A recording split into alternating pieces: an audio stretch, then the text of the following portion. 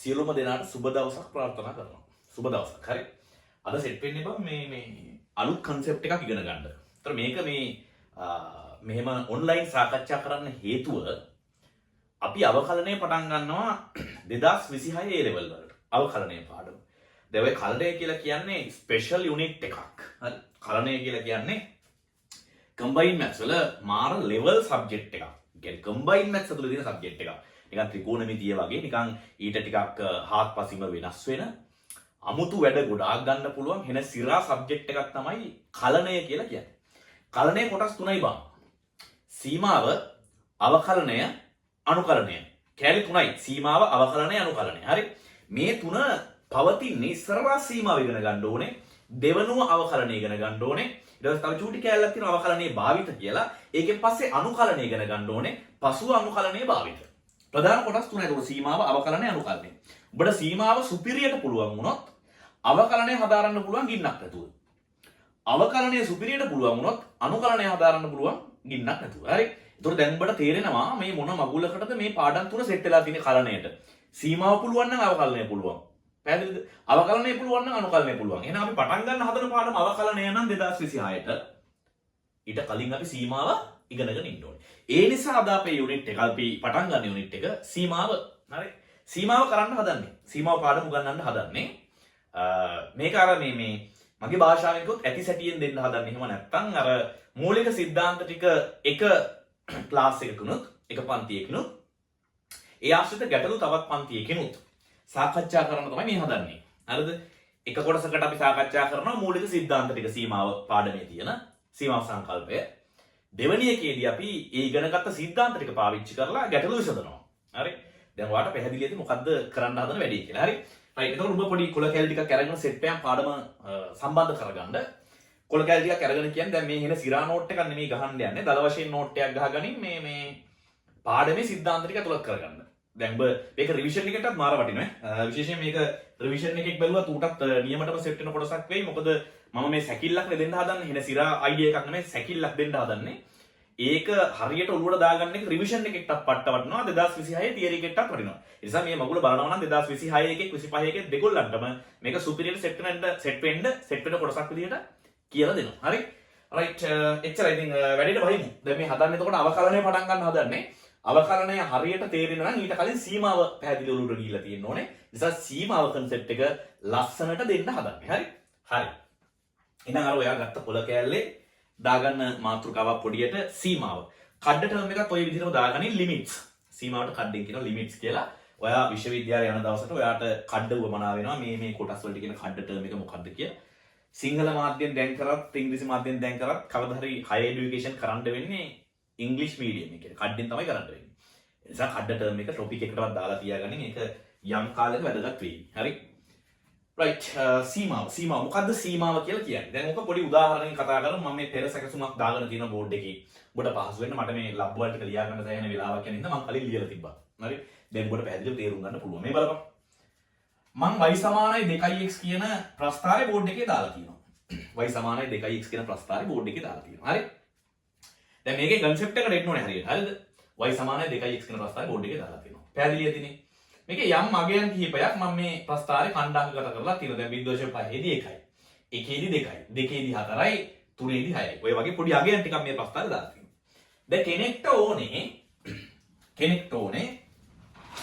x කියන කෙනා 2 දී එහෙම නැත්නම් x කියන අගය 2 දී. අපි ඒක තව ටිකක් ලස්සනට කතා කරමු. x සමානයි 2 වන විට y කීයද කියලා හොයාගන්න. සාමාන්‍යයෙන් O level එකේ වුණත් ඔය ප්‍රශ්නෙට දඩස් ගාලා උත්තරයක් දෙයි. x කියන කෙනා 2 වෙද්දී y වල අගය කීයද කියලා පැහැදිලිව හොයාගන්න ඕනේ. හරිද? මොකද කරන්නේ? ඔයා දඩස් ගාලා ඔයාගේ සමීකරණේ x ට ආදේශ කරනවා 2. ආදේශ කරලා ටක් ගාලා y ඒ වෙලාවේ කීයද කියලා හොයාගන්නවා. දැන් බලමු. y සමානයි 2x වල x ට දානවා 2. එතකොට 2 වල 2 4යි. ඔයා තීරණයකට එනවා x කියන අගය 2 වෙද්දී x කියන අගය 2 විට y වල අගය 4යි. පැහැදිලි නේද මම මේ කියන කාරණාව? හරි? තේරෙන්න ඕනේ. ඉතා සරලව සුගමව කියලා දෙන්නේ. හින්දා මේක ලෙසට වදින්න ඕනේ. හරි? එකෙක්ට ඕන වෙන x වලගේ කීයද කියලා හොයාගන්න. sorry x දෙකේදී y වලගේ කීයද කියලා හොයාගන්න. ඌ දඩස් ගාලා මොකද කරන්නේ? මේ සමීකරණ x දෙක ආදේශ කරලා ෂණිකව හොයාගන්නවා x දෙක වෙනකොට y වලගේ 4යි කියලා. පැහැදිලිද? දැන් මේ x2 වෙනකොට y වලගේ 4යි කියන ලබ්බ තව ටිකක් මේ පැහැදිලිව එහෙම නැත්නම් තව ටිකක් සියුම්ව නිරීක්ෂණය කරන්න පුළුවන් මෙහෙම. මේ බලන්න මම මේ වම් පැත්තේ ලියාගෙන තියෙනවා පොඩි අගයන් ටිකක්. ඊට පස්සේ දකුණු පැත්තේ ලියාගෙන තියෙනවා පොඩි අගයන් ටිකක්. මේ වම් පැත්තේ ලියපු අගය මම වම කියලා දාගන්නම් හේතුවක් ඇතුව. දකුණු පැත්තේ ලියපු අගය මම දකුණ කියලා දාගන්නවා. මේක පැහැදිලි කරනවා එහෙම ලියුවේ කියලා. හරිද? දැන් x දෙකේදී 4යි කියලා දන්නවනේ. මම හොයලා බලනවා x දෙකේදී 4යි එක හරි. හැබැයි දෙකට ආසන්න වන විට කොහොමද අගයන් පවතින්නේ? දෙකේදී නෙමෙයි දැන් කතා කරන්නේ දෙකට ආසන්න වෙනකොට. දෙකට ආසන්න වෙනකොට. හරිද? මේ මම දකුණ කියලා දෙකක් දැම්මේ. දැන් ඔයා බලන්න මට දෙක නෙමෙයි දෙකේදී නෙමෙයි ඕනේ දෙකට ආසන්න වෙද්දි. මෙන්න මේ යගයට ආසන්න වෙද්දි. y වලගේ හොයන්න ඕනේ. දෙක නෙමෙයිනේ දෙකට ආසන්න වෙද්දිනේ. ඒ දෙකට ආසන්න වෙන්න පුළුවන් පැති දෙකක් තියෙනවා. දැන් මැත්ස් වල දෙකට ආසන්න වෙද්දි කියන්නේ. හිතන්න වම් පැත්තෙන් දෙක කරා ආසන්න වෙන්න පුළුවන්. වම් පැත්තෙන් දෙක කරා ආසන්න වෙන්න පුළුවන්.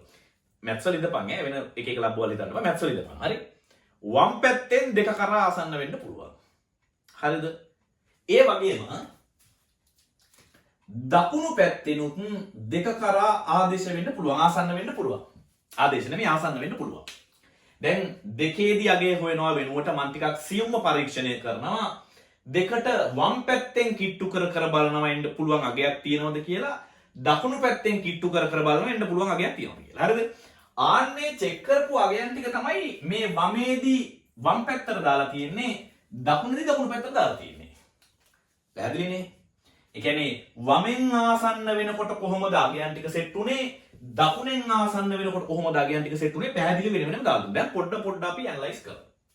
දැන් ඔන්න දෙකට වම් පැත්තෙන් කිට්ටු වෙනවා. දැන් බලමු වම් පැත්තෙන් කිට්ටු වෙද්දී ඔන්න x සමානයි 1 වෙනකොට y 2යි. එකේදී y 2යි. හරිනේ? එකේදී 2යි.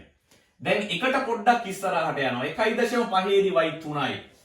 ඊට තව චුට්ටක් ඉස්සරහට යනවා. 1.6ේදී y 3.2යි. 1.7ේදී y 3.4යි. 1.8ේදී y 3.6යි. දැන් පොඩ අපි වම් පැත්තෙන් කිට්ටු වෙනවා. 1.9ේදී 3.8යි. 1.9යි 3.8යි. දැන් බලන්න පොඩ වම් පැත්තෙන් දෙක කියන අගය කරා ආසන්න වෙනවා.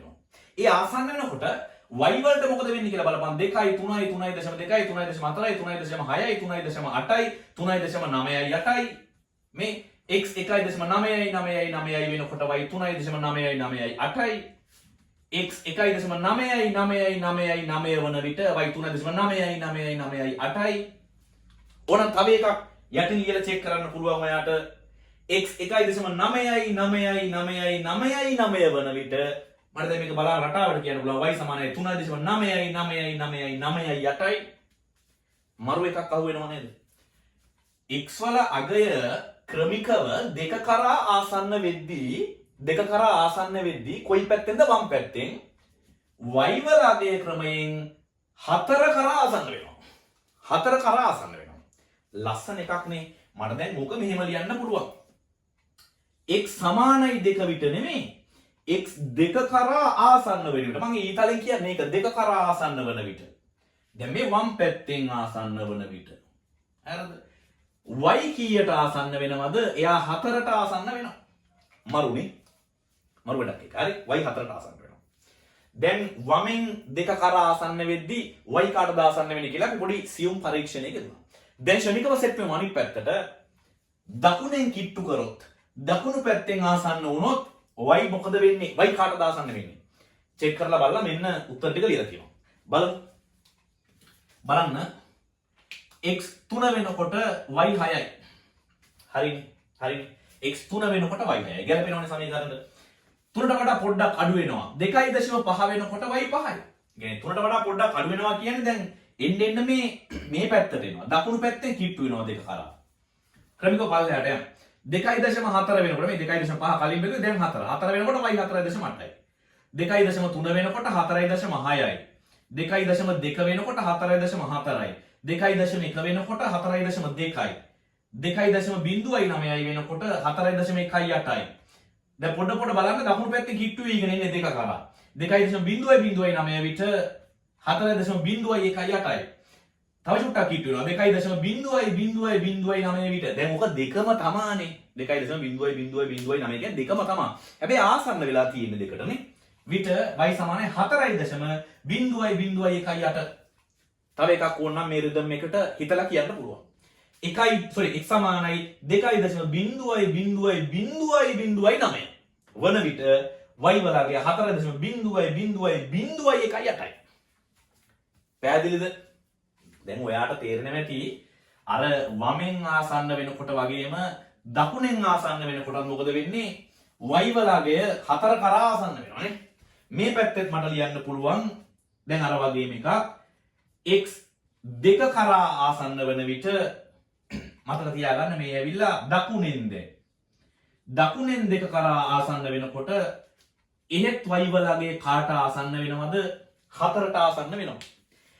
මේ concept එක තමයි අපි සීමාව කියලා කියන්නේ. අපි මේක තව ටිකක් ලස්සනට කතා කරමු. අපි x සමානයි 2 දී y වලගේ 4යි කියලා කිව්වා වගේම දැන් අපිට කියන්න පුළුවන් x 2 කරා ආසන්න වීමේදී 2 කරා ආසන්න වීමේදී වමෙන් ආසන්න වුණොත් y 4ට ආසන්න වෙනවා. දකුණෙන් ආසන්න වුණොත් ඒත් y 4ට ආසන්න වෙනවා.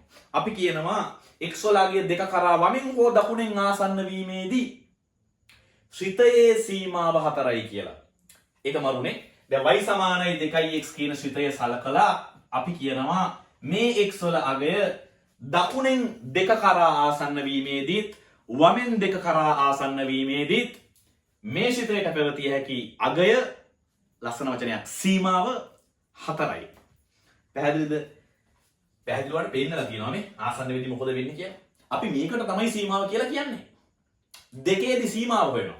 මේ ශ්‍රිතය y සමානයි 2x ශ්‍රිතයේ x සමානයි 2දී. නැත්නම් x වලගේ 2ට ආසන්න වීමේදී. දැන් හැම රෙද්දකම වමෙන් දකුණෙන් එනවා කියලා කියන්න බෑනේ.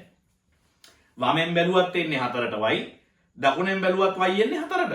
2ට ආසන්න වෙද්දී. ඉතින් ඔක වමෙන් දකුණේ වෙනම කියන්න බෑනේ සරිස්සරේට. ඒ නිසා පොදුවේ කියනවා x 2 කරා ආසන්න වීමේදී y සමානයි 2x ශ්‍රිතයේ සීමාව 4යි කියලා. ලස්සනනේ. දැන් ඔය වගේ x 3 කරා ආසන්න වීමේදී ශ්‍රිතයේ සීමාව මෙහෙම හොයලා බලන්න පුළුවන්. නේ? x 4 කරා ආසන්න වීමේදී ශ්‍රිතයේ සීමාව හොයලා බලන්න පුළුවන්. දැන් මේ ප්‍රස්තාරය මෙහෙම මේ පැත්තට තියෙනවා, වම් පැත්තට තියෙනවා. මම මේ සලකලා තියෙන්නේ මේ සියලු x අගයන් ධන වෙන අවස්ථාවන් වලදී බිංදුව ඊට වඩා වැඩි වෙන අවස්ථාවන් වලදී තමයි මේ කතා කරලා තියෙන්නේ. නැත්තම් මේ පල්ලෙහාටත් මේ කැල්ල යනවා. දැන් අර අදහස තමයි ඔයා හරියට ගන්න ඕනේ. වෙන මොන ලබ්බක්වත් නෙමෙයි. ඔයාට හොයලා බලන්න පුළුවන්. x 10 කරා ආසන්න වෙද්දි ශ්‍රිතය කොහාටද යන්නේ? x 15 කරා ආසන්න වෙද්දි ශ්‍රිතය කොහාටද යන්නේ? වමෙන් දකුණෙන් චෙක් කරලා බලනවා. මොකද්ද සීමාව? යම් අගයකදී ශ්‍රිතයට පැවතිය හැකි සීමාව හොයන්නේ මේ විදිහට. මේක තමයි concept එක. පැහැදිලිද? right. දැන් මිනිස්සුන්ට මේක කරදරයි. කියන්නේ මෙහෙම හැම ලබ්බෙම ඔය හොයින්ද බෑනේ අපෝ මේ වගේ අගේ චෙක් කර එන්න කැල් එකක් තියන් නිකන් පොලි මුදලාලි වගේ සෙට් වෙනවා වැඩේට. ඒක හරියන්නේ වමෙන් කොහමද කිට්ටු වෙන්නේ දකුණෙන් කොහමද කිට්ටු වෙන්නේ නේද? දැන් මේකේ නම් වමෙන් කිට්ටු වෙද්දිත් y 4ක් උනේ දකුණෙන් කිට්ටු වෙද්දිත් y 4ක් උනේ. දැන් හැම එකම මෙහෙම එකම අගයට එනවද y?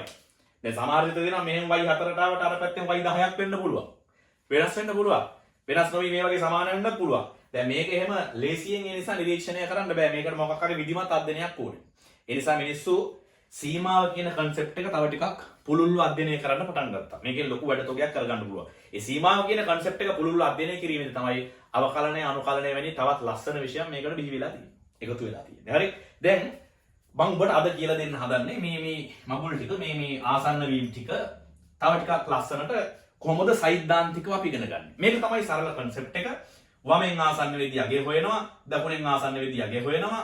ඒ අගයන් දෙක සමානද කියලා බලනවා. අසමානයි නම් සීමාවක් තියෙනවා කියලා කියනවා. මේක තව ටිකක් ලස්සනට අපි ගැටලුත් එක්ක සාකච්ඡා කරන්න හදන්නේ. හරි. අපි තව ටිකක් මේක පිළිවෙලකට ගෙන කතා කරමු. ඔයාලට මම හිතනවා දල අදහසක් සීමාව කියන්නේ මොකද්ද කියලා ඇවිල්ලා ඇති. අපි මෙතනින් ඉස්සරහට යමු. අපි දැන් මේක තව ටිකක් ලස්සනට කතා කරන්න හදන්නේ. දැන් මම කිව්වනේ කලින් මතාවේදී බලාගන්න බෝඩ් පේන්න නැත්තම් කියන්න ඕනේ y සමානයි 2x වල ඔය x වල අගය 2 කරා ආසන්න වීමේදී මේ වචනේ හරි වැදගත් ආසන්න වීමේදී හරි y වල අගය 4ට ආසන්න වුණා කියලා කිව්වනේ y වල අගය 4ට ගියා x 2 කරා ආසන්න වීමේදී දැන් මේ ආසන්න වීම අපි දෙපැත්තකින් බැලුවානේ වම් පැත්තෙන් කොහොමද දකුණු පැත්තෙන් කොහොමද කියලා ඕක මිනිස්සු මෙහෙම ලියන්න පුරුදු වුණා සංකේතාත්මකව මේ බලන්න මම ලියන විදිය මේ ලිමිට් කියන වචනේ කඩ ටර්ම් එකේ නිසා ඒකේ පළවෙනි අකුරු තුන දාලා LIM දාලා මේ x 2 කරා ආසන්න වීම දානවා ඊට යටින් මෙහෙම 2 කරා ආසන්න වෙනවා දැන් මේ ඉතලෙන් කියන්නේ 2 කරා ආසන්න වෙනවා 2 ආදේශ කරනවා නෙමේ 2 කරා ආසන්න වෙනවා හරි දැන් පැහැදිලිව කියන්න එපා වම් පැත්තෙන් ආසන්න වෙන්නේ දකුණු පැත්තෙන් ආසන්න වෙන්නේ කියලා වම් පැත්තෙන් ආසන්න වෙනවා නම් අපි ඍණ කියලා මෙතෙන්ට දැම්මා ඒක හරියට දැන් සංඛ්‍යා රේඛාවක වම් පැත්තින් ඉඳලා එනවා කියන්නේ ඍණ පැත්තින් ඉඳලා එනවා කියන අදහසනේ තියෙන්නේ. දැන් දකුණු පැත්තේ එනවා කියන්නේ ධන පැත්තින් ඉඳලා එනවා කියන අදහස තියෙන්නේ. සංඛ්‍යා රේඛාව මතක් කරගන්නකො. වම් පැත්තට යන්න ඍණාගයන් තියෙන්නේ. දකුණු පැත්තට යන්න ධනාගයන් තියෙන්නේ. එතකොට තේරෙනවා වම් පැත්තෙන් එනවා කියන්නේ ඍණ පැත්තෙන් එනවා කියන එක. ඒකයි මේ x දෙකට ඍණ පැත්තෙන් ආසන්න වෙනවා කියලා දැන් මේ සංකේතාත්මක. හරි? ආසන්න වෙනවා. මේ වෙලාවේදී ඔය 2x කියන එක්කෙනාට පැවතිය හැකි සීමාව 4යි කියලා මෙහෙම ලියා ගන්නවා. දැන් මේක හරි ලස්සනයි මේ සංකේතය බලන්න. මේකේ කියලා තියෙන්නේ x 2 කරා වමෙන් ආසන්න වීමේදී 2x ට පැවතිය හැකි සීමාව 4යි. පැහැදිලිද? දැන් මේක බලාගෙන උඹට කියන්න පුළුවන්නේ දකුණු පැත්තෙන් කොහොමද වෙන්නේ කියලා මේ. මේ බලන්න මම ලියන මෙහෙම. ලිමිට් x ට 2 කරා අගයන් ආසන්න වෙනවා දකුණු පැත්තෙන් නම් ධන. දැන් වමෙන් ඍණනේ දකුණු පැත්තෙන් නම් ධන. එතකොට 2 කරා x ට අගයන් ආදේශ වෙන්නේ ආසන්න වෙන්නේ දකුණු පැත්තෙන්. ධන දාපුවාම මේන් 2x. ඒත් ඔයාලට මතකයිනේ කලින් වතාවේදී 4 නේ ආවේ. මේ x ට 2 කරා වම් පැත්තෙන් අගයන් ආසන්න වෙද්දී 2x ට ආපු උත්තරේ 4යි. y සමානයි 2x කියන එකට. හරිද? x ට 2 කරා දකුණු පැත්තෙන් අගයන් ආසන්න වීමේදී y සමානයි 2x ට ආපු උත්තරේ 4යි. දැන් මේක පොදුවේ අපි කියනවා සීමාව x 2 කරා ආසන්න වෙද්දී. දැන් මේ මෙතන විශේෂ ධන හෝ ඍණ ලකුණක් දාන්න නැත්තම් දැන් මෙතන ඍණ දැම්මොත් වමෙන් ආසන්න වෙනවා. ධන දැම්මොත් දකුණෙන් ආසන්න වෙනවා. එහෙම විශේෂ ලකුණක් දාන්න නැත්තම් අපිට කියන්න පුළුවන් x 2 කරා ආසන්න වීමේදී වමෙන් සහ දකුණෙන් දෙපැත්තෙන්ම 2x ට පැවතිය හැකි සීමාව 4යි. පැහැදිලිනේ? මේක හරි ලස්සන concept එකක් ඔය අනාගතයේ දවසට දැන් ඔයගොල්ලෝ ඉංජිනේරින් කරන්න ගියොත් එහෙම නැත්නම් ගණිතඥයෙක් වුණොත් එහෙම මේ සංකල්ප පාවිච්චි කරන්න වෙනවා. හරිද? දැන් මේවා හරියට ඔළුවට දාගත්තොත් තමයි ඔයාලට මේ concept එක අර ලස්සනට ඔළුව ඇතුලේ පැලවෙන්නේ. එහෙම පැලවුණොත් තමයි කවදාද දවසක මේක ලස්සනට පාවිච්චි කරන්න පුළුවන් ඉන්නේ. දැන් පාවිච්චි කිරීම බැරුව යනවා. එහෙම නැත්නම් අර ප්‍රැක්ටිකල් යූසේජ් එක බැරි වෙනවා concept එක හරියට ඔළුවට ගියේ නැත්තම්. හරි එහෙනම් සංකල්පය හරියටම ඔළුවට දාගන්න ඕනේ. රයිට් මෙන්න කතන්දරේ.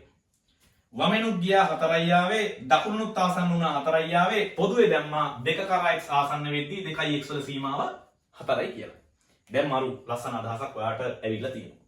දැන් මේක අපි ටිකක් විධිමත්ව සාකච්ඡා කරමු නැත්නම් සෛද්ධාන්තිකව කතා කරමු. දැන් බලන්න මම ලියනවා යම් සිතයක fx සිතයක x a කරා වමෙන් ආසන්න වන විට සහ x a කරා දකුණෙන් ආසන්න වන විට සීමාවන් පිළිවෙලින්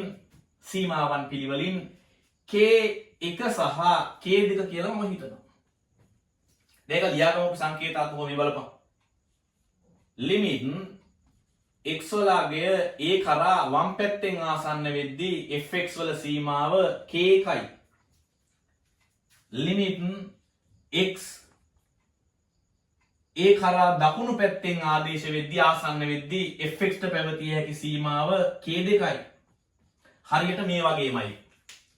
x 2ට වම් පැත්තෙන් ආසන්න වෙද්දී 2x විතේ සීමාව 4යි. x 2ට දකුණු පැත්තෙන් ආසන්න වෙද්දී 2x විතේ සීමාව 4යි. පොදුවේ මෙහෙම ලියුවනේ.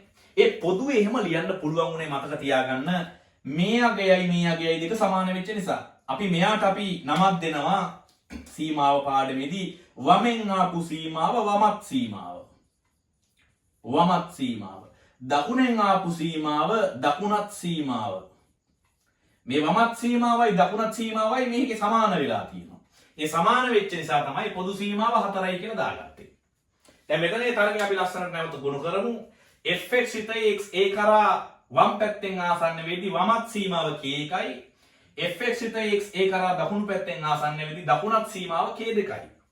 යම් අවස්ථාවක k1 k2ට සමාන වුණොත් මේක if condition එක සමාන වෙනවා නම් දැන් මැත්ස් කියන්නේ ලොජික් නේ තර්කෙක ඉන්නවා නේද? සමාන වෙනවා නම් උපකල්පනක් තියෙනවා. සමාන වෙනවා නම් අපි කියනවා පොදුවේ limit x a කරා ආසන්න වෙද්දී fx යේ සීමාව මේ දෙන්නම අපි වෙන අගයක් k කියලා ගමු.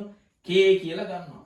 k1යි k2යි දෙකම k කියලා හිතුවොත් x a කරා ආසන්න වෙද්දී fx යේ සීමාව k කියලා අපිට ගන්න පුළුවන්.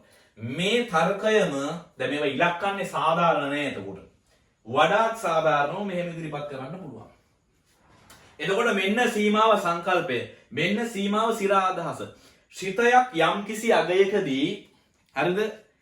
ඒ අගයට ආසන්න වීමේදී දකුණෙන් සහ වමෙන් ඒ පවතින සීමාවල් දෙක සමානයි නම් අපි කියනවා ඒ අගයේදී ශ්‍රිතයට සීමාවක් පවතිනවා කියලා. තව චුට්ටක් ලස්සනට කියන්න. දැන් limit x a කරා වමෙන් ආසන්න වෙද්දී වමත් සීමාව k1යි නම් limit x a කරා දකුණෙන් ආසන්න වීමේදී දකුණත් සීමාව k2යි නම් ඔය k1යි k2යි සමාන වෙන වෙලාවට මේ ශ්‍රිතයට x a කරා ආසන්න වීමේදී සීමාවක් පවතිනවා කියලා කියනවා. දැන් එකට ප්‍රශ්නයක් මතුවෙන්න පුළුවන්. එහෙම වමත් සීමාවයි දකුණත් සීමාවයි සමාන වෙන තැන් විතරමද තියෙන්නේ? අසමාන වෙනේව නැද්ද? හරිද? අසමාන වුණොත් සීමාවක් පවතිනවද? මෙන්න උත්තරය. වමත් සීමාවයි දකුණත් සීමාවයි අසමාන වෙන තැන් තියෙනවා. දැන් කඩමනින් සිත වගේ ගත්තාම සමහර වෙලාවට යම් අගයකදී සීමාව හොයද්දී ඒ සිතේ වමත් සීමාවයි දකුණත් සීමාවයි අසමාන වෙන්න පුළුවන්. එහෙම අසමාන වෙන්න පුළුවන් තැන් තියෙනවා. එහෙම අදහස තියාගන්නකෝ. අසමාන වෙන්න පුළුවන් තැන් තියෙනවා. දැන් මේ වගේ මේකෙත් 4යි මේකෙත් 4යි එන අවස්ථා තමයි වැඩිපුර තියෙන්නේ. හැබැයි සමහර අවස්ථාවල මෙහෙ ඇවිල්ලා 4 තියද්දි මෙහෙ 5 වගේ වෙන ඒවා තියෙනවා. අසමාන වෙන අවස්ථාවල් තියෙනවා. එහෙම අසමාන වුණොත් වමත් සීමාවයි දකුණත් සීමාවයි සමාන නොවුණොත් ඒ සිතේට සීමාවක් පවතින්නේ නැහැ. පැහැදිලි නේද? ඒ කියන්නේ අපි කවදාවත් සීමාව හොයන්න යන්නේ නැහැ. යම් අගයක් කරා වමෙන් සහ දකුණෙන් ආසන්න වීමේදී තියෙන සීමාවන් වෙනස් වෙනවා නම්. දැන් වමෙන් ආසන්න වෙද්දී 4 වෙලා දකුණෙන් ආසන්න වෙද්දී 5 වුණොත් අපිට ඒකේ සීමාවක් නිශ්චිතව හොයන්න බෑ. පැහැදිලි නේද මම කියන කතන්දරේ? ඒ නිසා යම් සිතයකට සීමාවක් පවතිනවා නම් ඒකේ වමත් සීමාව සහ දකුණත් සීමාව ජෝඩුවම එකිනෙක සමාන වෙන්න ඕනේ. සමාන වුණොත් විතරයි පොදුවේ අපිට කියන්න පුළුවන් මේ සිතේට සීමාවක් පවතිනවා කියලා. රයිට්. ඔන්න දැන් සීමාව ගැන හෙනම සිර අදහසක් ඔබට දීලා තියෙන්නේ. ඔබ දැන් දන්නවා සීමාව කියන්නේ මොකක්ද කියලා. දැන් මම ආසරයි මේක පොලිමට හැල්ල කියා ගන්න බ්ලා බ්ලා බ්ලා නම් වේ වගේ එහෙම එකක් කියන්න මම කැමති නෑ. උඹ ඒ ලෙවල් ලියන එකක්නේ. උසස් පෙළ කම්බයින් මැත් සාධාරණ එකක් කියලා කියනකොට උඹට යම්කිසි බුද්ධියක් තියෙනවනේ වචන ටිකක් පෙළ ගස්වගෙන නෝට් එකක් උඹේ භාෂාවෙන් හදාගන්න. හරිද? මේ කියපු අදහස මං ආසයි දැන් මොනවා හරි වචන ටිකක් දාලා නෝට් එකක් උඹ ලියා ගන්නවා නම් ලියාගෙන මෙන්න මේ සිර ආදාළ දාගන්න මේක තමයි සීමාව සංකල්පය. උඹේ ඔළුව ඇතුලේ පත්තියන් වෙන්න ඕනේ කෑල්ල තමයි ශ්‍රිතයකට යම් අගයක් කරා ආසන්න වෙද්දී වමෙන් එන්න පුළුවන් දකුණෙන් එන්න පුළුවන්. වමෙන් ගිහිල්ලා හම්බ වෙන සීමාව වමත් සීමාව, දකුණෙන් එනකොට හම්බ වෙන සීමාව දකුණත් සීමාව. මේ දෙන්න සමාන වුණොත් ඒ ශ්‍රිතයට පොදු සීමාවක් පවතිනවා. අසමාන වුණොත් පොදු සීමාවක් පවතින්නේ නැහැ. ඔන්න ඔයගොල්ලෝට ගියා නම් සීමාව concept එක ඔබට තදට තේරිලා තියෙනවා. මෙතනින් එහා පැත්තට අපිට ස්ටඩි කරන්න තියෙන්නේ සීමාව හොයද්දී දැන් අර වගේ මගුල් ආදේශ කර ඉන්න බෑ. සීමාව හොයද්දී මොනවද අපි දැනගන්න ඕනේ නීති? ඕනම ගේම් එකක් ප්ලේ කරද්දී ඒ ගේම් එකට අදාළ නීති රීති ටිකක් තියෙනවනේ. නීති රීති ටික පැහැදිලිව දැනගත්තොත් උඹට සෙල්ලම ලස්සනට කරන්න පුළුවන්. ඒ නිසා ඊළඟට අපි සෙට් වෙනවා සීමාව හොයද්දී සිටේක අපි දැනගෙන ඉන්න ඕනේ නීති මොනවද? ඒ නීති වලට පිටින් යන්න හොඳ නැහැ. නීති පාවිච්චි කරන්නේ කොහොමද? එහෙනම් අපි ඊළඟ කොටසේදී සෙට් වෙනවා ශ්‍රිතේක සීමාව හේවීමේදී අපි පාවිච්චි කරන නීති ටික කතා කරන්න. අපි ඊළඟ කොටසේදී හම්බෙමු. මම නැවත මතක් කරනවා අපි මේ කොටස මේ සාකච්ඡා කරන්නේ මේ අපි පටන් ගන්නවා ජූනි මාසේ අවකලනය කියන යුනිට් එක. ඒතකොට අවකලනයේ එන්න කලින් සීමාව පැහැදිලිව දැනගෙන ඉන්න ඕනේ තමයි මේ සීමාව ඔන්ලයින් ක්ලාස් එකක් අපි කරන්නේ. හරිද? ඉතින් ඔයා මේකෙදි ගන්න ඕන දේ තමයි සීමාව පිළිබඳ නිවැරදි දැනුම. සීමාව පිළිබඳ නිවැරදි දැනුම ඔයා ගත්තාට පස්සේ ඔයාට අවකලනයට බය නැතුව අඩිය තියන්න පුළුවන්. හරි? අවකලනය හරියට අල්ලගත්තාට පස්සේ දැන් සීමාවයි අවකලනය දෙකම තියෙනවනේ බා. ඒතකොට අවකලනයේ භාවිත ටිකක් පුළුවන්. අනුකලනයක් පුළුවන්. අනුකලනයේ භාවිත ටිකක් පුළුවන්. මේ කෑලි තුනම සර්ව සම්පූර්ණ කරගත්තොත් එහෙම උසස් පෙළ සංයුක්ත ගණිතය කියන කොටසේදී ලකුණු 350ක් ඔයාගේ අතේ තියෙනවා. ඒ ලකුණු 350ට පෙරේතකමයි තමයි මේ ටික අල්ලගන්නේ අපි. ඒක පළවෙනි අදහස. ඊට අමතරව කවදා හරි ඔයා වෘත්තිකයෙක් වුණොත් එහෙම මේ වෘත්තියේදී දැන් මම මෙහෙම කියලා කියන්නම්කෝ. මතක තියාගන්න මේ කවදා හරි ඔයා දැන් අපි පොඩි කාලේ එහෙමයි වුණේ. දැන් අපිට තිබ්බ එකම ඩ්‍රීම් එක තමයි මේ අර ලොකු මහත්තයෙක් වෙනවා කියන කෑල්ලේ. ලොකු මහත්තයා මොනව කරන්න ඕනද කියලා අදහසක් අපිට තිබුණේ නැහැ. නිකන් පොඩි හරි ජස්ට් ඉමේජ් එකක් තිබ්බා ලොකු මහත්තයෙක් වෙන්න ඕනේ කියලා. හරිද? ඌ මොකෙද්ද කියලා අපි දන්නේ නැහැ. ඒතකොට ඉංජිනේරුවෙක් වෙන්න ඕනේ කියලා අදහසක් තිබ්බා. ඒක මොකද කරන්න කියලා අපි දන්නේ නැහැ. ඌගේ වැඩ ටික මොනවද කියලා අපි දන්නේ නැහැ. දැන් ගණිතඥයෝ වගේම නගලුවේ තිබුණේම නැහැ. ඒව දන්නේ නැහැ මොක්කුද කියලාවත් උන්. හරිද? නැම හැව්වෙත් මෑරකදී. ඒ නිසා මේ දැන් ඔයා මෙහෙම අප්ඩේටඩ් සමාජයක ඉන්නේ. දැන් අර අපි හිටපු කාලේ වගේ නෙමෙයි. දැන් අපේ අම්මලා තාත්තලා කාලේ වගේ නෙමෙයි. දැන් ඔයා ඉන්නේ අප්ඩේටඩ් සොසයිටි එකක. හරිද? යාවත් කාලීන වූ ලෝකයක ඉන්නේ. එතකොට ඔයා ඒකෙදී ඔයා දන්නවා මේ වෘත්තිකයන්ගේ තියෙන විශේෂත්ව මොනවද? මැතමැටිෂියන් කෙනෙක් කියන්නේ කවුද? දැන් ඉංජිනේරුවෙක් කියලා කියන්නේ අර සුදු තොප්පියක් දාගත්ත පාරේ ඉන්න එක නෙමෙයි. නේද? ඒක අර ඉංජිනේරුවෙක් කියපුවම දඩස් ගාලා මිනිස්සුන්ගේ අයිකොනික් කෑල්ල තමයි සුදු තොප්පියක් දාගෙන පාරේ හිටන් ඉන්න එක. නැත්තම් වැලිකකාර බිල්ඩින් එකක් අස්සේ ඉන්න එක. ඒක සිවිල් එකෙක්නේ, සිවිල් ඉංජිනේරු වෙන්නේ. ඊට අමතරව තවත් ඉංජිනේරු වෘත්තීන් තියෙනවන්නේ. දැන් මම කරපු ඩිග්‍රී එක තමයි මෙකැනිකල් ඉංජිනේරින්. යාන්ත්‍රික ඉංජිනේරු විද්‍යාව. තවත් තියෙනවා දැන් යාන්ත්‍රික ඉංජිනේරු විද්‍යාවට පස්සේ තියෙනවා ඔටෝමොබයිල් ඉංජිනේරින්, ඔටෝමෝටිව් ඉංජිනේරින් නේ, motor vehicle engineering, aircraft engineering, එතකොට මැරීන් ඉංජිනේරින්, මෙකාට්‍රොනික් ඉංජිනේරින් නේද? තව තියෙනවා electrical and electronic engineering, electrical and telecommunication engineering, chemical and process engineering නේ. එතකොට ඔයාගේ අදහසක් තියෙනවා කවුද වෙන්නේ? ඒ ප්‍රොෆෙෂන් එකට කොහොමද මේ ඉගෙන ගන්නෙ පාවිච්චි කරන්නේ? ඒ අනාගත වෘත්තිය සඳහා තමයි දැන් ඔයා මේ ඉගෙන ගන්නෙ. කවදා හරි ඒවා පාවිච්චි කරන්න. ඔයා කරන වැඩක අවුට්පුට් එක 100%යි. පැහැදිලිනේ? වැඩේ ක්වොලිටි එක 100%යි. ඒ ක්වොලිටි එක වෙනුවෙන් තමයි අද මහන්සි වෙන්න ඕනේ. ඒතොර අර ලකුණු 250ට තියෙන පෙරේතකම විතරක් නෙමෙයි. කවදා හරි වෘත්තිකයෙක් වුණාම ඒ වෘත්තිය තුළ ඔයාගේ ප්‍රොෆෙෂනල් ක්වොලිටි එක මේන්ටේන් කරන්න මේ නොලෙජ් එක උවමනා වෙනවා. ඒ වෙනුවෙන් තමයි මේ ඔට්ටු වෙන්නේ. හරි? රයිට්. ඒ නිසා අපි මේ ඒක ඔළුවේ තියාගෙන අපි වැඩේට බහිමු. දැන් එන්නේ මේ සීමාව නීති ටික කතා කරන්න. මේක උඩට අහගන්න ඕනේ. මේ නීති ටික හරියට ඔළුවට දාගන්න. ඒ නීති වලට පිටින් සීමාව හොයන්න යන්න එපා. එච්චරයි. හරි? රයිට් මෙන්න වැඩි. පළවෙනි සීමාව නීතිය. මන් දානවා ලිමිට් x a කරා ආසන්න වෙද්දී. දැන් මේ a කියන්නේ මොනවා හරි ඉතින් අගයක් ඈ. a කරා ආසන්න වෙද්දී මම මේ සීමාව නීති ටික දාලා ඉවරලා තව චූටි කතාවක් කියනවා සීමාව ගණන් හදන්න කලින්. ඒකත් ඔයා හරියටම අහගන්න ඕනේ. ඒක තමයි මේක නියමට වදින්නේ. දැන් නීති ටික කතා කරමු. හරි දරස් ගාලා. x a කරා ආසන්න වීමේදී k කියලා තවත් නියතයක් තියෙනවා. එයාගේ සීමාව මොකද්ද? ඒක මරුවේ. x a කියන නියතය කරා ආසන්න වෙද්දී k කියන නියතයේ සීමාව. අපිට සරලව කියන්න පුළුවන් නියතයක සීමාව නැවත kමයි. තේරුම් ගන්න එක ලස්සන කාරණාව. දැන් මේ මෙතන නියතයක්නේ k කියලා කියන්නේ. ඒක ඇවිල්ලා විචල්‍යයක් නෙමෙයි, නැත්තම් විචල්‍යයක් සම්බන්ධ ශිතයක් නෙමෙයිනේ. මෙතන x වගේ විචල්‍යයක් තිබ්බනම් තමයි මෙයා a කරා ආසන්න වෙද්දී වමෙන් එද්දී දකුණෙන් එද්දී මොකද්ද වෙන්නේ කියලා බලන්න පුළුවන්. යකෝ නියතයක් කියන්නේ වෙනස් වෙන්නේ නැති මගුලන්නේ. එතකොට x මොන ලබ්බ කරා ගියත් වැඩන්නේ නියතය නියතෙමයි. අපි කියනවා නියතයක සීමාව නියතයම වි. එහෙනම් මෙතන x 2ට යද්දි මෙතන 5 වගේ තිබ්බනම් සීමාව 5යි. x 3ට යද්දි මෙතන 6 වගේ තිබ්බනම් සීමාව 6යි. x 4ට යද්දි මෙතන 6 වගේ තිබ්බනම් සීමාව 6යි. x කොහෙ ගියත් වැඩන්නේ නියතය නියතයක්ම තමයි. පැහැදිලිනේ පළවෙනි නීතිය. දෙක. ගුණ පැහැදිලි කරන්න යන්න නැහැ. රිවිෂන් එකේ උනොත් මේක බලන හින්දා සිරා අදහස ගන්න විතරයි ඕනේ. ලිමිට් x a කරා ආසන්න වෙද්දී දැන් වමෙන් දකුණෙන් දෙකේනෝ මේ kfx. දැන් මෙන්න මේක තේරුම් ගන්නේ. මේ fx කියලා සිතයක් තියෙනවා. ඒක k කියන නියතයෙන් ගුණ වෙලා තියෙන්නේ. හරිද? kfx කිව්වේ ඒක. f කියන සිතේ k වලින් ගුණ වෙලා තියෙන්නේ. මේ වගේ කෑල්ලක x a කරා සීමාව ආසන්න වෙද්දී නැත්නම් x a කරා ආසන්න වෙද්දී සීමාව හොයන්න තියෙනවා නම්. එතකොට ඒක මෙහෙම කරන්න පුළුවන්. මේ k කියන නියතය සමස්ත මගුලෙන් එළියෙන් තියෙනවා. k වතාවක් limit x a කරා ආසන්න වීමේදී fx. මේක තේරුම k කියන ගුණ වෙච්ච ඉලක්කම සම්පූර්ණ සීමාව process එකෙන් එළිය තියෙනවා. එතකොට k වෙනම තියලා fx x a කරා ආසන්න වේදී සීමාව හොයනවා. හොයලා ඒක පස්සේ k වලින් ගුණ කරන්න පුළුවන්. පැහැදිලිනේ? මේ ජෝඩුවේම හොයනවා වෙනුවට ගුණ වෙච්ච නියතය එළියට තියලා fx වල විතරක් සීමාව හොයලා පස්සේ එළිය තිබ්බ නියතයෙන් ගුණ කරන්න පුළුවන්. මේ නීතියෙන් කියන්නේ ඒක. දෙකයි. තුන්වෙනි එක. දැන් මෙන්න මෙහෙම එකක්. මේක මරු එකක් ඈ. limit x a කරා ආසන්න වීමේදී x වල සීමාව අපි කියනවා a කියලා. දැන් ඔය සීමාව ගැන අදහස් ගන්නවනේ. එහෙනම් ඉලක්ක බාය සැරිසරේ කියන්න ඕනේ. මෙතන නිකන් මේ නීතිය මෙහෙම තේරුම් ගන්න. x ට කෙලින්ම a ආදේශ වෙනවා. එතකොට x ට a ආදේශ වුණාම a නිකම්ම. x a කරා ආසන්නදී x ගේ සීමාව වේ. දැන් x 2ට ගියොත් මේකට උත්තරේ 2යි. x 3ට ගියොත් මේකට උත්තරේ 3යි. හරියන්නේ x ට a ගේ ආදේශ වෙනවා වගේ. x ඍණ 5ට ගියොත් ඍණ 5යි. x භාගයට ගියොත් භාගයයි. භාගයට ගියොත් භාගයයි. පැහැදිලි නේද? තේරෙනවා.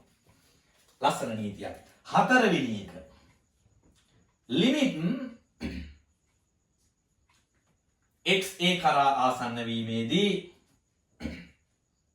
මෙහෙම එකක් තියෙනවා fx මේ කියන්නේ fa අරකෙම තව ටිකක් ඇඩ්වාන්ස් අවස්ථාවක්. දැන් මෙතන ෆන්ක්ෂන් එකක් නම් තියෙන්නේ x වෙනුවට වෙන ෆන්ක්ෂන් එකක් නම් තියෙන්නේ. ඒ ෆන්ක්ෂන් එකේ විචල්‍යයට ඒ ආදේශ වෙනවා වගේ අදහසක් මේ නීතිය කියන්නේ. හරිද? දැන් මෙතනදී මම අර කිව්වේ මීට කලින් තව චූටි ලස්සන කතාවක් කියන්න දෙනවා කියලා. ඒ කියන කතාව මේ හතරවෙනි නීතියට සම්බන්ධයි. මම කතාවක් කියන්න දෙනවා කියලා කිව්වනේ. ඒ කියන්න හදන කතාව මේ හතරවෙනි නීතියට සම්බන්ධයි. ඒ නිසා හතරවෙනි නීතිය මතක තියාගන්න ඉදපිය. අර කතාව කියද්දී හතරවෙනි නීතියම සම්බන්ධ කරනවා නේද? හරි. මේකේ අදහස වෙන තේරුම් ගනින් x a කරා ආසන්න වෙද්දී fx වගේ ශිතයක විචලයට කෙලින්ම ඒ ආදේශ කරන්න පුළුවන්. හතරයි. පස්වෙනි එක යටින් ලියන්න උද පේන්නේ නේ මම හිතන්නේ පේන්න ඕනේ පායි. පස්වෙනි එක. දැන් මෙහෙම ලියන්න පුළුවන් පුතා මේ ලිමිට් x a කරා ආසන්න වීමේදී යම් ශිතයක n වෙනි බලය යම් ශිතයක n වෙනි බලය ශිතයේ n වෙනි බලය ඔයාට මෙහෙම කරන්න පුළුවන් ලිමිට් x a කරා ආසන්න වීමේදී ශිතයේ සීමාව හොයලා සමස්තයකී සමස්ත කොටසේ n වෙනි බලය ගන්න පුළුවන්. පැහැදිලිනේ කියන කතන්දරනේ. දැන් fx වල n වෙනි බලය වගේ තියෙනකොට ඒකේ සීමාව x a කරා ආසන්න වෙද්දී හොයනවනම් ඒ බලය අදාළ කරගන්න නැතුව fx වල සීමාව හොයපි x a කරා ආසන්න වීමේදී. සීමාව හොයලා ඉවරලා පස්සේ ඒකේ n වෙනි බලය ගන්න. ඒ නීතියෙන් කියවෙන්නේ ඒක. හරි? 6 වෙනි එක. මම මේ 6 වෙනි නීතිය පොදුවේ දාන්නම් ඈ. 6 වෙනි නීතිය පොදුවේ. ලිමිට් x a කරා ආසන්න වීමේදී මම ලියනවා මෙතන සිත දෙකක් x ධන හෝ ඍණ gx. දැන් ධන හෝ ඍණ කියන්නේ එකතු කරන්න පුළුවන් අඩු කරන්නත් පුළුවන්. මෙන්න මේ වගේ වෙලාවක ලිමිට් x a කරා ආසන්න වෙද්දී fx ධන හෝ ඍණ ලිමිට් x a කරා ආසන්න වෙද්දී gx.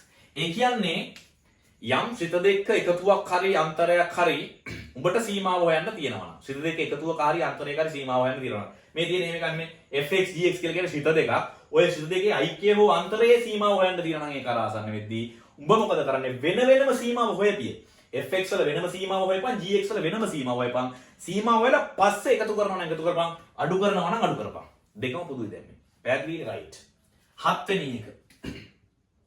දැන් එකතු කරද්දී අඩු කරද්දී ඔය ලබ්බෝ විදිහට පුළුවන් වගේම තමයි ගුණ කරද්දී බෙදද්දිනුත් ඕක පුළුවන්. fx වතාවක් gx මෙන්න සිත දෙක. ගුණිතයේ සීමාව හොයන්න තියෙනවා. ඉතින් අය නැහින්න ඕනේ වෙනම හොයපන් x a කරා ආසන්න වෙද්දී fx ගේ සීමාව. තිත තියන්නේ ගුණිතයට ඊට පස්සේ වෙනම සීමාව හොයපන් x a කරා ආසන්න වෙද්දී gx ගේ. සිත දෙකේ සීමාව වෙන වෙනම හොයලා ගුණ කරපන්. පැහැදිලිනේ? ගුණිතයක සීමාව හොයන්න තියද්දී සීමාව හොයලා පස්සේ ගුණ කරපන්. නීතියෙන් කියන්නේ ඒක. 8 වෙනි එකට වරෙන් බෙදීම මේ දාන්නේ. ලිමිට් x a කරා ආසන්න වෙද්දී fx බෙදීම gx වල සීමාව හොයන්න තියෙනවා. ඒ අර මේ 6 7 8 එකම මගුල තියෙන්නේ බා. වෙන වෙනම සීමාව හොයලා පස්සේ බෙදපන්. ඒ කියන්නේ ලිමිට් x a කරා යද්දී fx වල සීමාව හොයපන් පස්සේ බෙදපන් ලිමිට් x a කරා යද්දී gx වල සීමාව. හරි? සීමාව වෙන වෙනම හොයලා බෙදපන් පස්සේ. හරිද? අවසාන නීතිය ලිමිට් x a කරා ආසන්න වෙද්දී යම් සිතයක n වැනි මූලය ඔයාට හොයන්න තියෙනවා. n simple n වැනි මූලය. මෙයා n වැනි මූලය. ඔබට මොකද කරන්න තියෙන්නේ? අර සිතයේ සීමාව හොයපන් ඉස්සරලා කලබල වෙන්නේ නැතුව හොයලා ඉවර වෙලා ඒකේ ගණින් n වෙනි මූලය. දැන් වර්ගමූලය හොයන්න තියෙනවා නම් සිතේ සීමාව හොයලා පස්සේ වර්ගමූලය දාපන්. පැහැදිලි නේ කියන කතාවද? ඉස්සරලා සීමාව හොයපන් පස්සේ මූලය සලකපන්. මේ 9 වෙනි නීතිය කියන්නේ ඒක. හරි? මෙන්න නීති 9. දැන් මම ටිකේ බෝඩ් එකෙන් අයි වෙනවා. මේ නීති 9 හොඳට පැහැදිලිව ඔළුවේ තියාගන්න ඕනේ.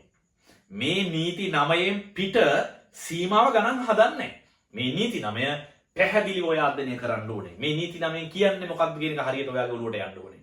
නීති 9 නොදැන නීති 9 භාවිතා නොකර සීමාව ගණන් හදන්න බෑ. මේවට අපි කියනවා මූලික සෛද්ධාන්තික සීමාව නීති කියලා. අවකලනයටත් මේ කොටස මේ විදිහටම වළංගුයි. හරිද? ඒ නිසා මතක තියාගන්න ගේම් එකක් ප්ලේ කරනවා නම් ගේම් එකේ එහෙම නැත්නම් සෙල්ලමක් ප්ලේ කරනවා නම් සෙල්ලමේ නීති ටික හරියට දැනගෙන ඉන්න ඕනේ. සෙල්ලමේ නීති වලින් පිට සෙල්ලම් කරලා සෙල්ලම බාල් දුනා කියලා කෑ ගහන්න හොඳ නැහැ. හරිද? ඒ නිසා නීති ටික හරියට ඉගෙන ගන්න, නීති ටික හරියට ඔළුවේ පත්තියක් වුණොත් සෙල්ලම හරියට ප්ලේ කරන්න පුළුවන්. මෙන්න තියෙනවා සීමාව නීති ටික. මම බෝඩ් එකකින් අයින් වෙන්නම්. පැහැදිලිව ලියා ගන්න. ඊට පස්සේ අපි තව කොටසකට යමු. දැන් ඔබ සීමාව මූලික නීති ටික දන්නවා. සීමාව කියන concept එකක් දන්නවා. හරිද? මම මේ උත්සාහ කරන්නේ මේ online class එක ඇතුලේ සීමාව කියන එකේ ප්‍රතිභාමය අදහස ඔයාලට දෙන්න නෙමෙයි. හරිද? මට වමනාව තියෙන්නේ අවකලනයේ පාඩම පටන් ගන්න කලින් සීමාව බේසික් එක.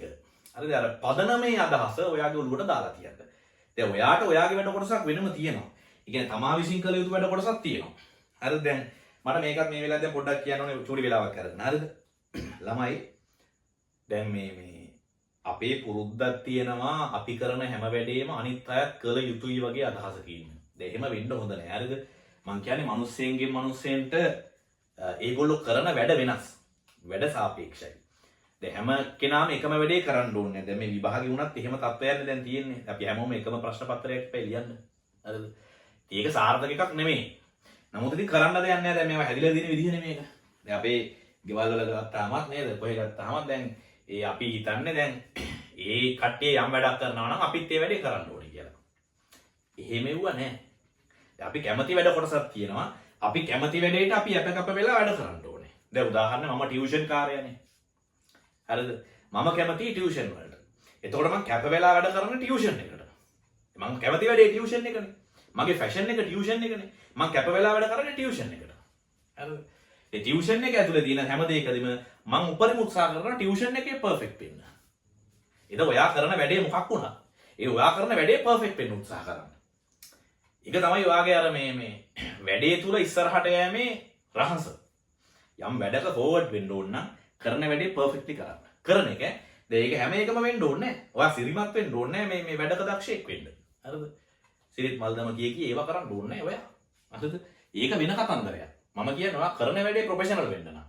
කරන වැඩේ ක්වොලිටි එකකට කරන්න නම් වගේ අවුට්පුට් එක ක්වොලිටි වෙන්න නම් ඒ වැඩේ තුල ඔයා පර්ෆෙක්ට් වෙන්න. තමන්ගේ කරන වැඩේ ආසාවෙන් කරන්න ඕනේ. ඒක තමයි තර්කය මගේ තර්කය. මම දන්නේ අනිත් කටි මාත් එක්ක එහෙම එකග නොවෙන්න පුළුවන්. මගේ තර්කය ඒක. අපි කරන වැඩේ අවබෝධයක් ඇතුව ඒ වැඩේට ආසාවෙන් කරන්න ඕනේ. ඒක පිට මිනිස්සුන්ට නොපෙනෙන්න පුළුවන්. දැන් ඔයාගේ යම් කිසි වැඩකට ආසාවෙන් කරගෙන නැති පිට මිනිස්සු ඒකට බාධා කරන්න පුළුවන්. ඔව්ව නෙමෙයි වැඩ මෙව්වයි වැඩ. ඔය වැඩ කරන්න එපා මේ වැඩ කරන්න. මේ මිනිස්සු කරන්නේ මේ වගේ වැඩ. ඔය වැඩ මිනිස්සු කරන්නේ නැහැ. ඒක ඔයාට වැඩක් නැහැ. ඔයාට පැහැදිලි අදහසක් තියෙනවා නම් ඔයා කරන වැඩෙන් ඔයාට යම් කිසි දියුණුවක් එනවා කියලා දවසක. ඒ නිදානේ වෙනුවෙන් මොට්ටු උනාට කමක් නැහැ. පැහැදිලිනේ මං කියන්නේ. හරිද? ඔයා දන්නවා නම් ඔයා කරන වැඩේ තුල ඔයාට අනාගතේ යම් දියුණුවක් තියෙනවා කියලා ස්ථිර වශයෙන් විශ්වාසයක් තියෙනවා නම් ඒ වැඩේ මොකක් කිව්වත් අතාරින්න එපා ඒක කරන්න. හරිද? අර ඩ්‍රීම් එක ඔළුවේ තියාගෙන මේ වැඩේ කරගෙන යන්න. දැන් මම කරන්නේ ඒක. හරිද? එහෙමයි වැඩ කරන්නේ. ඒ නිසා කවුරුත් මොනවත් කිව්වට ඒක අහන්න යන්න එපා. මගේ අදහස මම කියන්නේ අහන්න යන්න එපා කියන එකේ මම අදහස් කරන්නේ අර පඬිතුකම උද්දච්චකමටින් කියන එක නෙමෙයි. ඇඩ්වයිසර්ස් ගනි. අවවාද උපදෙස් ගනි. ඒවා බාරගනි. ඒවා බාර අරගෙන ඒවත් එක්ක උඹේ වැඩේ උඹ ෆෝවර්ඩ් කරපන්. වෙන මගුලක් නෙමෙයි මං කියන්නේ. හරි? රයිට්. දැන් මූලික නීති 9ක් කතා කරලා තියෙනවා. තව ඇත්තටම සීමාව විශේෂ නීති දෙකක් තියෙනවා. හරිද? විශේෂ නීති දෙකක් තියෙනවා. ඒ විශේෂ නීති දෙකක් මම කියලා දෙනවා. හරිද? ඒ විශේෂ නීති දෙකක් කතා කරාට පස්සේ අපිට පුළුවන් සීමාව ගැටලු ගොඩාක් හදන්න. ගණන් ගොඩාක් හදන්න. ඒ ගණන් ගොඩාක් හදාගත්තට පස්සේ අපිට පුළුවන් අවකලනයට දෙයියනේ කියලා අනිත් කියන්න. හරිද? ඒ සමන් පොඩි විශේෂ නීති දෙකක් සීමාවේ කියලා දෙන්නම්. මෙන්න පළවෙනි සීමාව විශේෂ නීතිය. දැන් මේක දැම්ම තේරෙන්නේ නැති වෙයි ගණන් හදද්දි මම මේකේ භාවිතය කියලා දෙන්නම්. එතකොට තමයි ඔයාලට මේක නියමට තේරෙන්නේ. x වල n ඍණ a වල n බෙදීම x ඍණ a. මේ වගේ එකක උත්තරේ n a n ඍණ 1යි.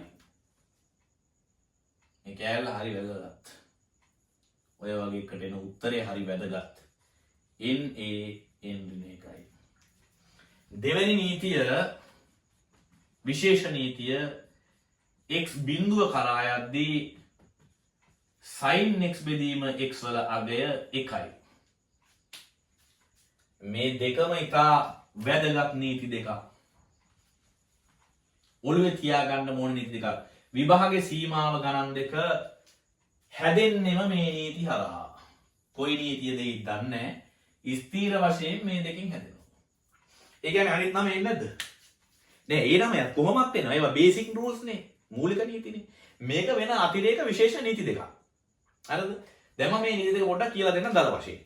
දැන් මෙන්න මේකේ කියන්නේ සීමාව x a කරා ආසන්න වීමේදී x වල n කියලා බලයක් තියෙනවා ඍණ a වල n කියලා බලයක් තියෙනවා.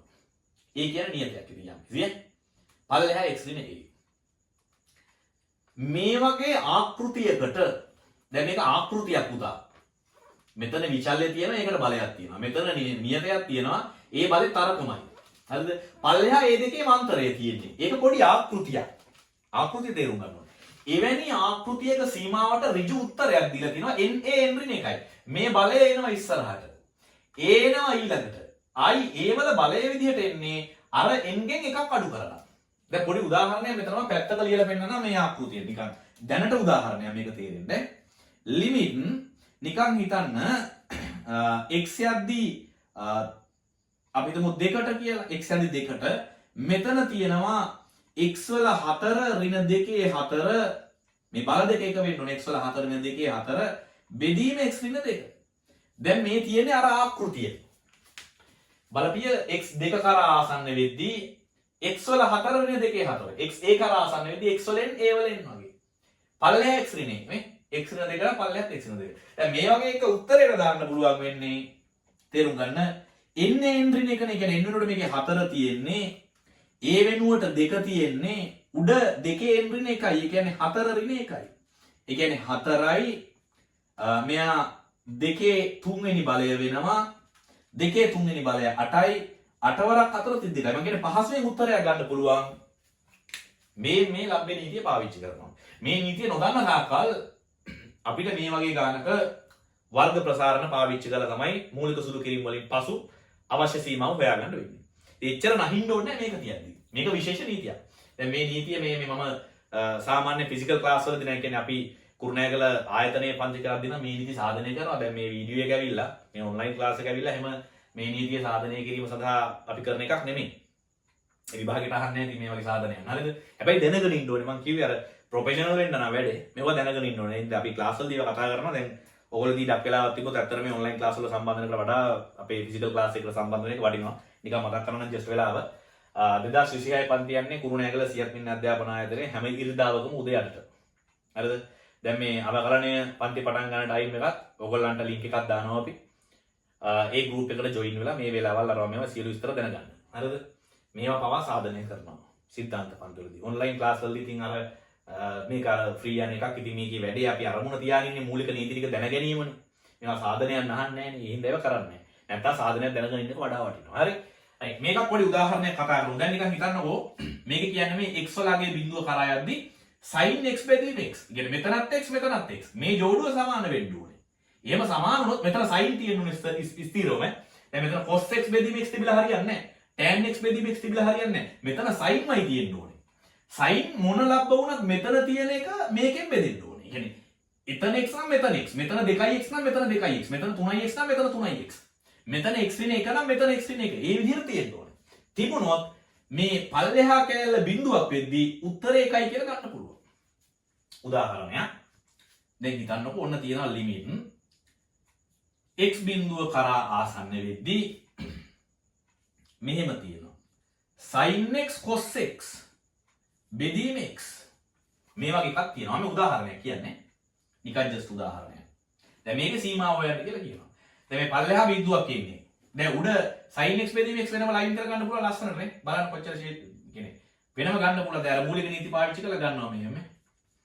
x බිඳුව කරා ආසන්න වෙද්දි දැන් මෙයා ගන්නවා sin x බෙදීම x. ගුණිතය වෙනම දාන්න පුළුවන් කියවනේ මූලික නීති වල මම මතකයිනේ. මෙයා x බිඳුව කරා ආසන්න වෙද්දි cos x. දැන් මේ කෑල්ල ඔයාගේ නීතිය හැටියට එකයි. බලන්න මේ නීතිය නොතිබුණා නම් මේක වෙනව සුළු කර කර හොයන්න වෙනවා. ඒක අමාරුයි. නීතිය තියෙන දඩස් ගාලා එකයි කියලා දාගත්තා. දැන් මෙතන x ගෙලිම බිඳුව දාන්න. cos බිඳුවත් එකයි. එක්වරක් එක එකයි. දැන් මෙයා තිබ්බින්ද පහසු වෙන්නේ වුණා. දැන් මෙවුවා නෙමෙයි ගණන්. මීට වඩා හොඳ ගණන් තියෙනවා. මේක just example එකක් විතරයි. උදාහරණයක් විතරයි. දැන් ඔන්න විශේෂ නීති දෙකක් ඉවරයි. මීට අමතරව සීමාව පාඩම සම්පූර්ණයෙන්ම ලස්සනටම සෛද්ධාන්තව ඒ කියන්නේ සෛද්ධාන්තිකව ඉවර කරනවා නම් මගේ සිංහල එච්චර ටිකක් හොඳ නැහැ නේද ඒක එච්චර ගණන් ගන්න එපා කියන වචන පොඩ්ඩක් එහෙම වෙන්න පුළුවන් ඔයා ගණිතය සම්බන්ධ අදහස් දාගන්න මට පර්ෆෙක්ට් නොලෙජ් එකක් තියෙන මැත්ස් එක හරිද සෛද්ධාන්තිකව නිවැරදිව ඉවර කරන්න සීමාවේ තව චූටි කැලලක් තියෙනවා ඒ තමයි ආදේශ භාවිතා කර සීමාව ගැටලු විසඳීම ආදේශ භාවිතා කර සීමාව ගැටලු විසඳීම මම මේ ආදේශයක් පාවිච්චි කරලා සීමාව ගානක් හදන්නේ කොහොමද කියන එක සීමාව ගැටලු විසඳන ලෙසන් එකේදී කරනවා. දැන් මේ ලෙසන් එක මෙතනින් මම ඉවර කරනවා. මොකද මේකෙදී මගේ අරමුණ ඉෂ්ට කරගෙන ඉවරයි. මගේ ටාගට් එක මම අචීව් කරගෙන ඉවරයි. මට උවමනාව තිබේ සීමාව තියරි නැති ළමයින්ට සීමාව තියරි ටික පැහැදිලිව අවබෝධ කරගන්න. සීමාව තියරි ටික පැහැදිලිව අවබෝධ කරලා තියෙනවා. හරිද? සීමාව කියන්නේ මොකක්ද කියලා ලස්සනට ඔළුවට දැම්මා. කන්සෙප්ට් එක මොකක්ද කියලා. එතකොට මොනවද සීමාව විශේෂ නීති ටික මූලික නීති 9 දැම්ම ඔළුවට පැහැදිලිව ඊට අමතරව අතිරේක පවතින විශේෂ නීති දෙක කියලා දුන්නා හරිද තව චූටි කෑල්ලක් තියෙනවා කියන්න මම කිව්වා මේ මූලික නීති කියද්දි මේ හතරවෙනි නීතිය මතක තියාගන්න මට ඒක දෙයක් කියන්න ඕනේ කියලා හරිද අන්න ඒ කොටස කියලා අපි මේ ලෙසන් එක ඉවර කරමු හරිද මේ විශේෂ නීති දෙකත් උදාහරණ දෙකක් එක්කම ලියා ගන්න දැන් එන්නේ සීමාව පාඩම ඉවර කරන්න ඔයාට ප්‍රශ්නයක් ඇති මොන මගුලකටද මේ සිතවල සීමාව හොයන්නේ? ඒ ප්‍රශ්නයක් කියනවනේ අහවල් එක්කන සීමාව හොයන්නේ කියලා. හරිද? මෙන්න හේතුව ඒ හේතුව කියලා දෙන්න ගන්න. මේ හේතුවේ තමයි මම අර කිව්ව හතරවෙනි මූලික නීති 9 හතරවෙනි නීතිය පාවිච්චි කරගන්න. හරිද? දැන් හිතන්නකෝ ඔයාට තියෙනවා සිතයක් fx සමානයි මේ තියෙනවා x වර්ග ධන 2x ධන 3 වගේ එකක් උඩ පල්ලෙහා තියෙනවා x ඍණ 1. මම කියන ඔයාට මේකේ වසම කියන්න කියලා. අප්පට උඩු දෙව වසම මතක නැත්තම් කෙල වෙනවා. හරිද? ඔයා තියරි ඉගෙන ගන්නකොට ඔයාට තියෙනවා පාඩමක් හිත කියලා. ඒකේ වසම හොයනවා කියලා එකක් මතක කරනවා. ඒක තේරෙන සිංහලෙන් කිව්වොත් මේ x දාන්න පුළුවන් අගයක් මොනවද කියලා අපි හොයන්නේ නේද? දැන් මම ඔයාලගේ සරලව අහන x දාන්න පුළුවන් අගයක් මොනවද? දාන්න බැරි ඒවා මොනවද තියෙනවද? තියෙනවානේ. x ට 1 දැම්මොත් මොකෝ වෙන්නේ? x ට 1 කියන අගය දැම්මොත් මොකද වෙන්නේ? හිතලා බලපන්කෝ x ට 1 දැම්මොත් ඔය උඩ නම් මොකක් හරි ලබ්බක් එයි. ඒකේ නිකන් බලපන්කෝ x ට 1 දැම්මොත් එහෙම උඩ එනවා එකේ වර්ගය 1යි දෙවරක් 1 2යි මෙතන 3යි උඩ කිසි කරදරයක් නැතුව මෙහෙම අගයක් එනවා 2යි 3යි 5යි 1යි 6යි කියලා. දැන් පල්ලෙහා එන්නේ 1 රින් 1යිනේ. x 1 දැම්මොත් එහෙම. එතකොට බිඳුවයි. ගණින්කෝ 6 බෙදීම බිඳුවට උත්තරය කියලා වෙනවනේ. අර්ථ විරහිතයි. ඒතර අපි කියනවා මේ වගේ සිතේක වසමේ එක පවතින්න බෑ. එක කියන අවයව එන්නේ නැහැ. එකට උත්තර ගන්න බෑ. ඔන්න ප්‍රශ්නයක් මතුවෙනවා මිනිස්සුන්ට එකට උත්තර ගන්න බෑ හරියට. එහෙමනම් එකට ආසන්න වෙනකොට පවතින්න පුළුවන් අගය මොකද්ද? අන්න බං සීමාව පාවිච්චි වෙන තැන. එතෙන්ට තමයි සීමාව ඌවන ඕනේ. එතකොට අර ඉගෙනගත්ත සීමාව ලබ්බවල ඔක්කොම අපිට ඕන වෙන්නේ මොකේද? මේ වගේ සිතවල එක කරා ආසන්න වෙදි අගය හොයන්න. එහෙනම් අපිට පුළුවන් ලිමිට් x එක කරා ආසන්න වෙදි දැන් වමෙන් දකුණෙන් දෙකෙන් එක කරා ආසන්න වෙද්දී x වර්ග ධන 2යි x ධන 3 බෙදීම x ඍණ 1 සීමාව හොයාගන්න අන්න බුඩේ බඩුපත් වෙනවා නේද? මජා පැල්ලෙනවා. ඒ සන්තෝෂෙට ඈ. අන්න බඩුපත් වෙනවා. දැන් බලන්න සීමාව දැනගෙන ඉන්න එකේ වාසිය. හරිද? සීමාව ගන්නකොට සෙල්ලම් දාන්න පුළුවන්. සීමාව දැන්නේ ළමයට නම් මෙතනින් යන මේක බිල්ඩ් අප් කරන්න බෑ හදන්න බෑ. ඒ අර්ථ විරිතයි කියලා චූටි බබෙක් වගේ පැත්තකට යනවා. දැන් 11 වසරේදී අපි එහෙමනේ කරන්නේ. අර්ථ විරිතයි. අත් දෙක වැදගත් පැත්තට උනා. දැන් ඕනේ සීමාව දන්න ඔයා ඇඩ්වාන්ස් කොල්ලෙක් ඇඩ්වාන්ස් කෙල්ලෙක් පුළුවන් සීමාව කන්සෙප්ට් දාලා මේකට උත්තරයක් හොයාගන්න. හරිද? ගැටලු සුද්ධ අපි කතා කරමු කොහොමද කියන්නේ. මම අර හතරවෙනි නීතිය මේකට සම්බන්ධ කරගත්තා නේද? මේකේ අපි සීමාව ගාන හදන්න ඉස්සරලාම කරලා බලන්නේ මේ අගය මේ ශ්‍රිතයට ආදේශ කරලා බලනවා. x මේ කරේ ඒක තමයි මේ තියෙන්නේ. x ට එක ආදේශ කරලා බලනවා. එහෙම ආදේශ කරලා බලන්නේ අර හතරවෙනි නීතියත් එක්ක. පැහැදිලිද? එතනදී අර්ථ විනිශ්චය තත්ත්වයක් මතුවෙන හින්දා තමයි ඉතුරු නීතියට පාවිච්චි කරලා ඉවර වෙලා මේකේ අර්ථ විරහිත අවස්ථාවක් නැග අරගෙන සීමාව හොයාගන්න. හරිද? මේ අර්ථ විරහිත අවස්ථාවන් සුළු කිරීම කරලා මග අරින්න ඕනේ. මග අරලා තමයි මේ සීමාව හොයාගන්නේ කීයද කියලා. හරිද? එතකොට හතරවෙනි නීතිය සම්බන්ධ වෙන්නේ එතෙන්ට. x කාර්යයන් ආදේශ කිරීමට. දැන් මේකේ මේ හැම x කෑල්ලකටම එක වදිනවා කියන එක තමයි අර හතරවෙනි නීතියදී අපි කතා කරේ. හරිද? රයිට්. ඔක්කොම ඉවරයි වැඩි. මේක තමයි සීමාව. මේක තමයි සීමාව ප්‍රයෝජනවත් වෙන තැන. මම ප්‍රාර්ථනා කරනවා ඔයාට සීමාව ඉතාම හොඳින් ඉගෙන ගන්න ලැබේවා කියලා. හරිද? මම ප්‍රාර්ථනා කරාට එසේ නොවන බවත් මම දන්නවා. ඔයාගේ උනන්දුව සහ කැපවීමක් තමයි ඔයාට මේ සියල්ල පත්තියන් වෙන්නේ. ඉතින් වැඩ කරන්න ඒ වැඩ ටිකත් එක්ක ඔයාට පුළුවන් සීමාව හරියට ඉගෙන ගන්න අවකලනයට බහින්න. හරිද? ඉතින් මේ තියෙන්නේ ඔළුවේ තියාගෙන අවකලන යුනිට් එකට සම්බන්ධ වෙන්න. අපි මේකේ ඩිස්ක්‍රිප්ෂන් එකක් ඔයාලට දාන්නම්. මේ අවකලනය කවද්ද පටන් ගන්නෙ, කොහොමද මේ වැඩේ වෙන්නේ, කොහොමද ඔයා එන්න ඕනේ. ඒ විස්තර සියල්ල අපි පැහැදිලිව දාන්නම්. අපේ groups වලට join වෙන්න. තාමත් ඔයා මේ හරිතර නෙමෙයි නම් ඉන්නේ. ඔයාට ගැළපෙන තැන නෙමෙයි නම් ඉන්නේ. ඔයා කොහේ පන්ති ගියත් තාමත් ඔයාගේ ලකුණු build up වෙලා නැත්නම්, ඔයා ආස කරලා ලකුණු මට්ටමට ඇවිල්ලා නැත්නම් අනිවාර්යෙන් අපි පන්ති සම්බන්ධ වෙන්න. ඒ සම්බන්ධ වෙලා බලන්න ඔයාගේ progress එක කොහොමද කියලා, ඔයාගේ knowledge එකේ යම් කිසි වෙනසක් සිද්ධ වෙනවද කියලා, වැඩිවීමක් සිද්ධ වෙනවද කියලා. එහෙනම් ඔයා නිවැරදි තැන තමයි ඉන්නේ. මම කියනවා ස්ථිර වශයෙන්ම අපේ පන්තියට අනිවාර්යෙන් එන්න. ඒ ආවට පස්සේ ඔයාගේ knowledge එක build up වෙන විදිය ඔයාට දවසින් දවස නිරීක්ෂණය කරන්න පුළුවන්. ඒක මම ගැරන්ට් කරලා කියනවා. හරිද? ඒ නිසා අපි වෙනම වැඩ කියන්නේ ඉතින්. මම මගේ වැඩේ සම්බන්ධයෙන් වග කියනවා, වගවීමක් මට තියෙනවා. දෙකම. වගකීම, වගවීම දෙකම තියෙනවා. ඒ නිසා මේ පැහැදිලි වෙන්න ඔයාගේ අනාගතේ මං ගාව තියෙන්නේ. මම ඒක බලනවා. හරිද? රයිට්. එහෙනම් මේ කොටස මෙතනින් ඉවර කරනවා, හවර කරනවා. අපි මේකේ ගැටලු විසඳීම තව කොටසකින් බලාපොරොත්තු වෙමු. ඒ කියන්නේ පාඩම ඉවරයි, තියරි ටික ඉවරයි, ගණන් තව හදන්න තියෙනවා. සීමාව ගණන් ටිකුත් පොදුවේ හදමු. ඔයා මේ නීති ටික හොඳට ස්ටඩි කරගන්න. නීති ටික හොඳ අධ්‍යයනයක් කරාට පස්සේ සම්පූර්ණ ගණන් හදලා වැඩේ ක්වොලිටියට අපි ඉවර කරමු. එතකොට අපිට සීමාව ගැන පර්ෆෙක්ට් අයිඩියා එකක් තියෙනවා. අපිට බය නැතුව අවකලනට අඩිය තියන්න පුළුවන්. එහෙනම් ළමයි ජය වේවා.